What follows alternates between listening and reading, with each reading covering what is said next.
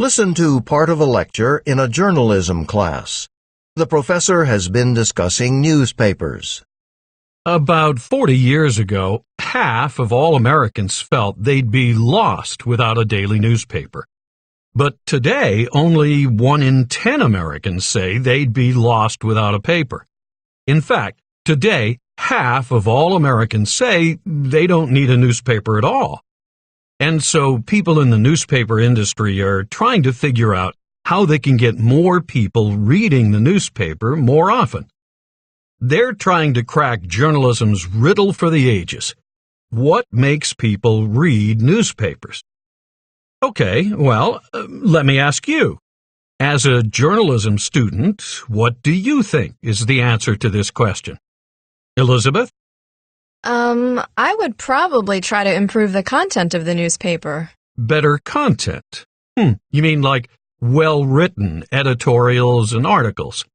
Well, I mean provide more interesting content. Like, I would first try to find out what readers really want to read, and then put that into the paper.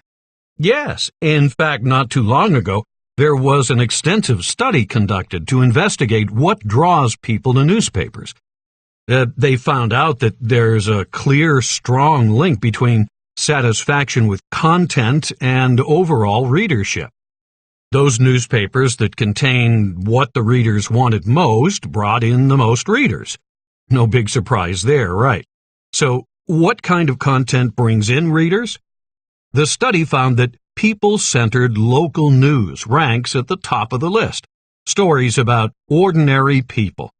For example, you could write about the experiences of those who were involved in a news story and their friends and relatives. The vantage points would be those of ordinary people, not of police or other officials, okay? Now, the study also showed that people want more stories about movies, TV, and weather, and fewer stories and photos about natural disasters and accidents. So, to get reader satisfaction, you need to select the right topics, and within those topics, the right news events or stories to cover. Yes, James. It seems to me that a lot of what you just mentioned doesn't line up with the principles of good journalism. Catering to readers' tastes may improve overall readership, but what about the social responsibilities that newspapers have?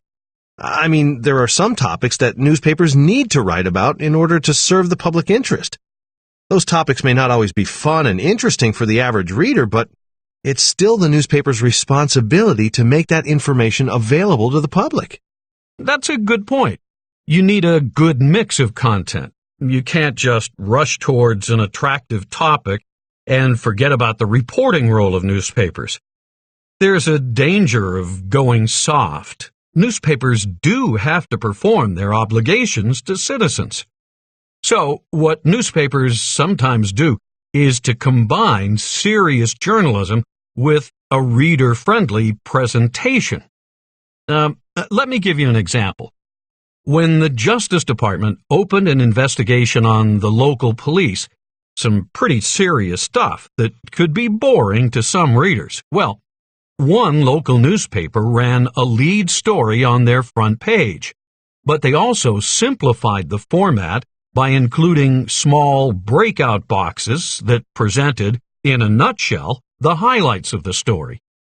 That way, they could report the serious stories they needed to report and still hold their readers' attention.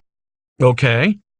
Going back to the research on readership growth we were talking about, the most vital step of all, the study shows, may be making the paper easier to use. How can we make the paper easier to use?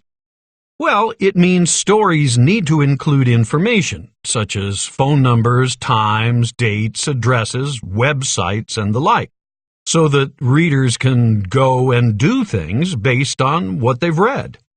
Professor Ellington? When you said we need to make the paper easier to use, I thought you were going to say something about use of graphics, colors, and stuff like that. Well, I guess those things do help in a way, but it turned out that those contemporary touches, such as more attractive designs, extensive use of color, and informational graphics matter much less than you'd expect. Surprising, isn't it? Yeah, it is. How about service? Does the study say anything about improving service? I don't think people are going to subscribe if the paper doesn't arrive or shows up late. Or shows up wet, which, by the way, happened to me this morning. Oh, absolutely. Service affects readership. In fact, improving your service is much more likely to increase your readership than making changes in your editorial content. Not only on-time delivery in good condition, but also things like efficient billing, affordability, yes?